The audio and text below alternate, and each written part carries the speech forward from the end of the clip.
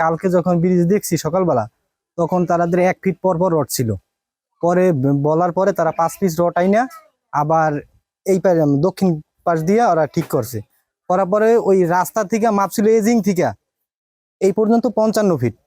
ওরা 45 ফুট দেওয়ার পরে রাস্তার এপাশেও 5 ফিট বাদ আর এপাশ দিয়ে প্রায় 15 ফিট বাদ।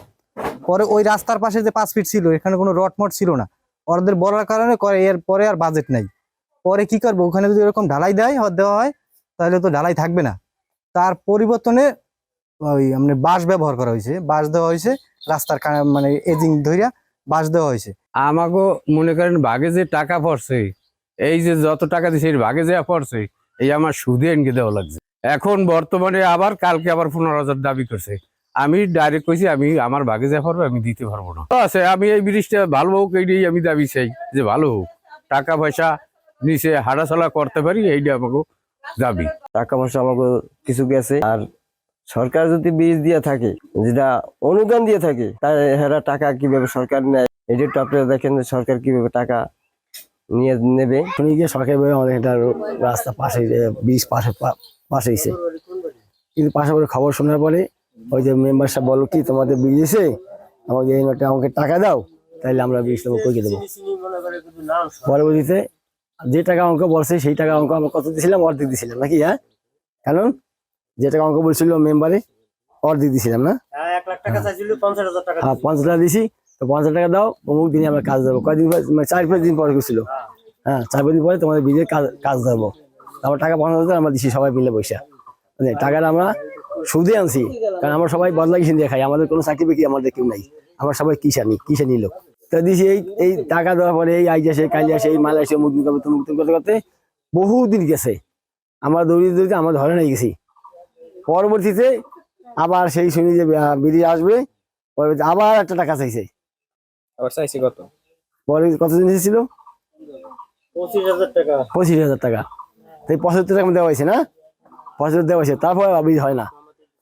এই কিছুদিন আগে এই ব্রিজ হবে, ওই সেন্টারিং করতে আসছে, তা যেভাবে কাজ করছে সব 2 নম্বরই কাজ। আমাদের ওয়ার্কারও দেখাই নাই, ওয়ার্কারের কি আছে আমরা কিছু জানতে পারি নাই। পরে তো আমরা অদৃষ্ট হইয়া এই শেষে আমরা সবাই যে আমরা সরকারি বাড়িতে ব্রিজ পাস হয়েছে, এই ব্রিজ আমার কেন হয় না, কোন জায়গায় গলত, কোন জায়গায় দুর্বলতা, এই আমরা সবাই মিলছি যে আমরা একটু টিম সবার কাছে যাবো, সরকারের কাছে যাবো, যে সরকার আমাদের কেন কষ্টগুলো দেয়। সব জায়গায় ব্রিজ হয়ে যায়, কিন্তু আমাদের ব্রিজটা হয় না। আমাদের খুবই কষ্ট যাতায়াত করার জন্য। পরে আমরা যাদের হাতে কাজের দায়িত্ব, এরা বললো কি যে না, তোমার যাওয়া লাগবে না, তোমরা আমাকে এই করে টাকা দাও, আমাদেরকে ব্রিজ করে দিই। কত টাকা?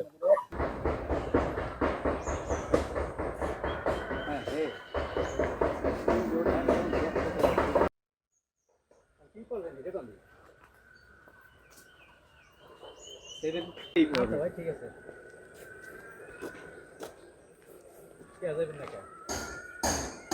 ভাই হইলো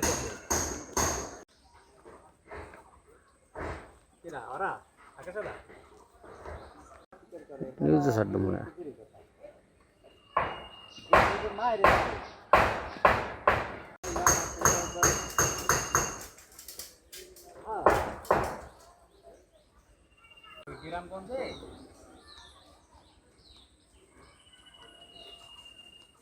সামাজিক যোগাযোগ মাধ্যমে যে বিষয়টা এসেছে যে আমাদের আগলঝরাতে একটি ব্রিজ নির্মাণে সেখানে বাঁশ ব্যবহার করা হয়েছে, এই বিষয়টা ইতিমধ্যেই ফেসবুকের মাধ্যমে আমি দেখতে পেয়েছি। বিষয়টি উপজেলা ইঞ্জিনিয়ার সাহেব সহ আমরা একত্রে দেখে আমরা প্রয়োজনীয় তদন্ত ব্যবস্থা গ্রহণ করব এবং তদন্তের সাপেক্ষে আমরা প্রয়োজনীয় আইনগত ব্যবস্থা গ্রহণ করব এবং বিষয়টা সঠিক হয়ে থাকলে যারা এই কাজের সাথে জড়িত ছিল তাদের সকলের বিরুদ্ধে আমরা কঠোর আইনানুগ ব্যবস্থা গ্রহণ করব।